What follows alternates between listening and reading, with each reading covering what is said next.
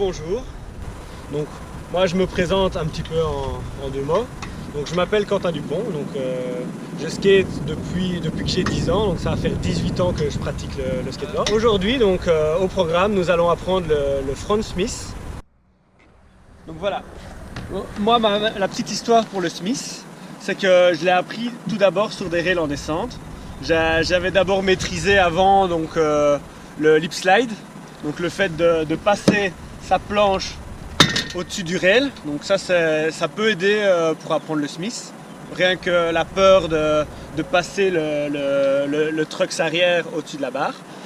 Donc pourquoi c'est plus facile sur un rail en descente? En fait, quand on saute sur un rail en descente, on a déjà directement un peu la position, un peu comme si tu étais en retard donc, sur le grind. Et on a tout le poids sur le pied arrière et le grind glisse tout seul vu que la barre est en descente. Arrivé ici, vous allez donc claquer au lit, donc il ne faut pas être de côté, on vient vraiment parallèle à la barre. Être confiant donc une fois qu'on a claqué au lit, de vraiment bloquer tout le poids sur le pied arrière. Moins on aura d'hésitation, plus il sera facile de réussir le Smith. Parce que si vous êtes un peu hésitant, ça va partir un peu dans tous les sens. Voilà, donc important. Donc la précision du ollie, le timing entre le ollie et l'axe arrière sur la barre, le poids sur le pied arrière et surtout la confiance dans le trips. Ce qui est important aussi, donc, c'est le choix de l'obstacle. Que ce soit sur un rail plat ou sur un rail en descente, c'est qu'en fait, il faut choisir un obstacle où on doit un petit peu forcer son ollie. Pas un obstacle trop bas, parce que sinon, il va vraiment falloir s'adapter à pas sauter trop, alors on va être trop en avant. Donc l'important pour le Smith, c'est vraiment avoir une position un petit peu en arrière, donc au niveau du corps.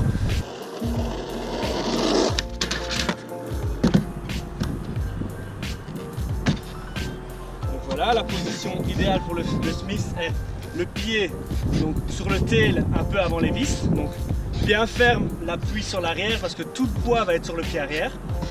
Descendez l'axe comme ça. Donc la roue est bloquée donc, par le rail.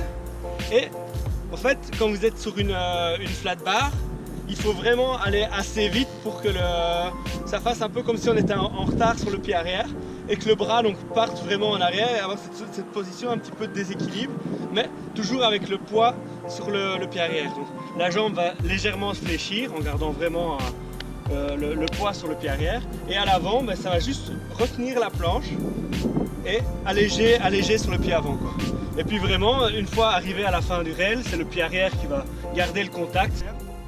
Donc légèrement position sur l'arrière, comme si on était un peu en retard. Et le pied avant, donc la jambe se tend. Ça peut être sur les premières vis au plus loin. L'axe qui passe à côté, jambe tendue, le bras qui passe derrière, le genou qui se fléchit légèrement, mais qui garde vraiment tout le poids sur l'arrière. Quasi pas de poids sur l'avant, ça sert juste à tendre la jambe, à bloquer le mouvement, donc ça bloque légèrement, mais le poids est très léger. Donc, tout le poids est vraiment sur l'arrière et vraiment la vitesse de l'exécution va vous permettre de sortir du grind. Sur cette séquence, vous allez bien regarder donc, la position des bras. Donc, comme je vous ai expliqué, donc, une position arrière, on voit vraiment que le bras part en arrière naturellement lors du Smith. Voilà, l'axe, une fois que vous serez au-dessus, va vraiment se bloquer. Donc, soit vraiment avec la roue, donc la roue qui va vraiment bloquer votre axe arrière sur le rail, et bien sûr le poids qui sera vraiment sur le tail et qui va vraiment maintenir le grind. Mais c'est aussi possible de le bloquer avec l'écrou donc au milieu de l'axe. S'il ressort bien, normalement, le fait d'avoir le poids sur le tail, ça va vraiment bloquer le mouvement. Et pareil, jambes tendues, et puis après vous allez vous laisser défendre. Je vais vous donner encore 2 astuces donc, pour vous aider à réussir le Smith. La première est la maîtrise du feeble. Le feeble, en fait, c'est souvent la figure qu'on apprend après le board slide donc sur une barre. Donc, board slide, il suffit juste de passer la planche et de garder l'équilibre donc sur la barre comme ça. Et le feeble, en fait, vous arrivez un petit peu de côté et vous sautez un peu plus haut que le board slide et vous bloquez la planche avec l'axe arrière. Et là pareil, donc c'est la roue qui va vraiment caler le mouvement et le poids sur le pied arrière.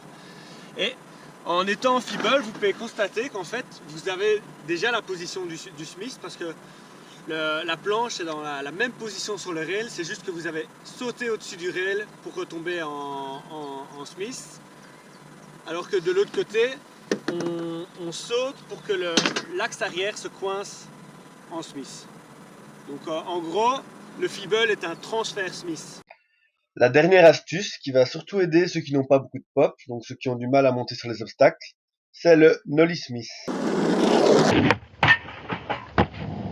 En fait, qui peut vous apprendre la position du Smith grind sans devoir faire un énorme ollie. Il faut juste faire une petite impulsion nollie, donc un micro nollie. Donc l'arrière va se soulever. Vous passez l'arrière au-dessus du rail, vous bloquez avec le pied arrière, donc tout le poids sur l'arrière, jambes tendues à l'avant, et vous descendez. Ça, le nollie, vous aurez à mon avis beaucoup plus facile sur une barre plate. Donc vous venez parallèle à la barre, vous faites un nollie légèrement de côté.